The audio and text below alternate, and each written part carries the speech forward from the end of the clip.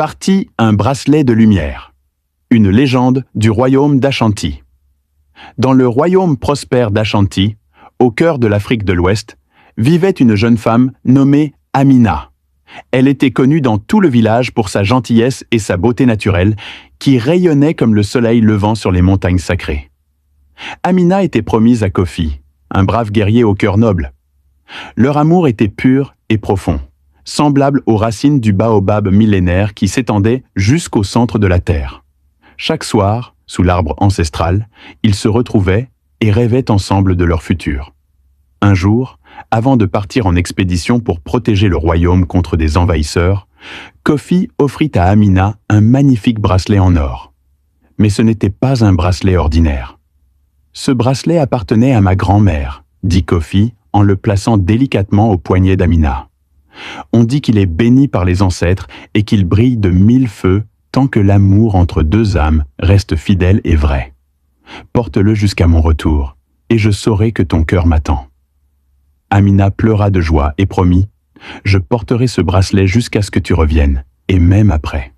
Mon cœur t'appartient, aujourd'hui et pour toujours. » Les mois passèrent. La guerre s'éternisait et aucune nouvelle de Kofi ne parvenait au village. Les commères commencèrent à murmurer qu'il était mort au combat.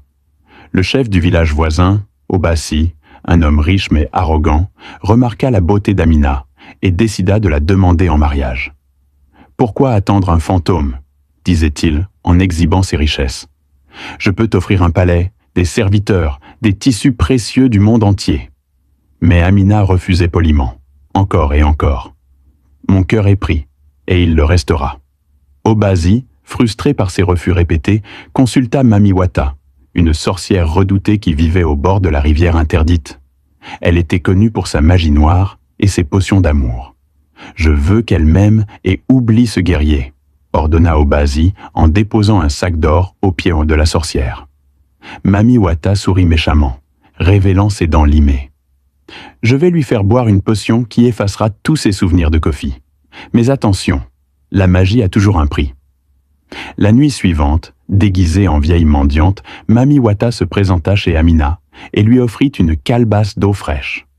Assoiffée après une longue journée de travail au champ, Amina but sans méfiance. Immédiatement, un voile sombre tomba sur son esprit. Les souvenirs de Kofi commencèrent à s'estomper comme la brume du matin. Mais alors qu'elle allait tout oublier, le bracelet à son poignet se mit à briller d'une lumière dorée intense, si puissante que Mami Wata dut reculer en se protégeant les yeux. La lumière du bracelet enveloppa Amina comme un cocon protecteur. Elle entendit alors les voix des ancêtres, douces et puissantes à la fois. L'amour véritable ne peut être détruit par aucune magie noire. La fidélité est un bouclier plus fort que 1000 armées. Reste fidèle à ton cœur, enfant. La potion fut neutralisée et tous les souvenirs d'Amina revinrent, plus vivants que jamais. Le bracelet continuait de briller, illuminant toute la case. Effrayée par cette magie blanche qu'elle ne pouvait combattre, Mami Wata s'enfuit en hurlant, et Obasi, voyant son plan échouer, quitta le village dans la honte. 3 jours plus tard, alors que le soleil se couchait en peignant le ciel de rouge et d'or, Amina vit une silhouette familière apparaître à l'horizon. C'était Kofi. Il avait survécu et menait ses compagnons victorieux vers le village. Amina courut vers lui, et quand ils s'embrassèrent, le bracelet brilla si fort que tout le village put voir sa lumière, symbole de leur amour indestructible et de leur fidélité mutuelle.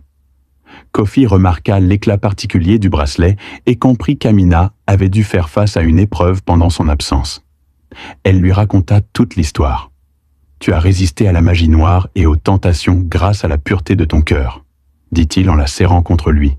« Tu es plus courageuse que n'importe quel guerrier. » Le village organisa une grande fête pour célébrer le retour des guerriers et l'amour triomphant d'Amina et Kofi. Sous le baobab ancestral, ils se marièrent, et le bracelet brilla de 1000 feux, béni par les ancêtres et par tous les esprits bienveillants de la terre.